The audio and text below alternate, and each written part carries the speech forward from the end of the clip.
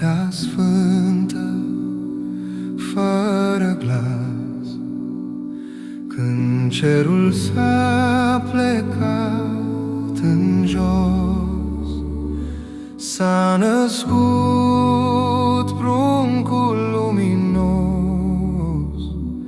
în iesle mică, taină mare. Nu tron de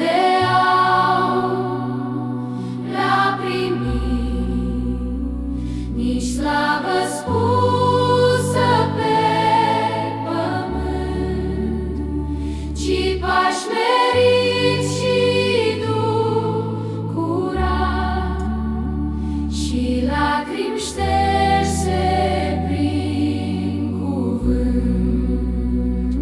Slavă ție, prunc divin, născut pentru al nostru chin, pace în cer și pe pământ, lumină sfântă, legământ.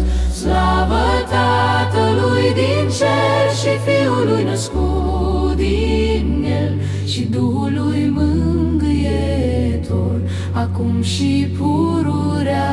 Amin.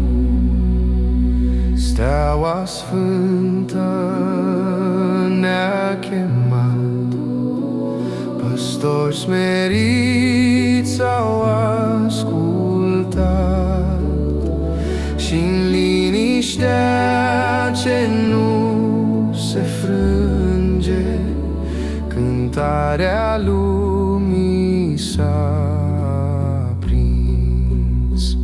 Nu cu strigăt, nu cu foc, ci cu iubire fără loc.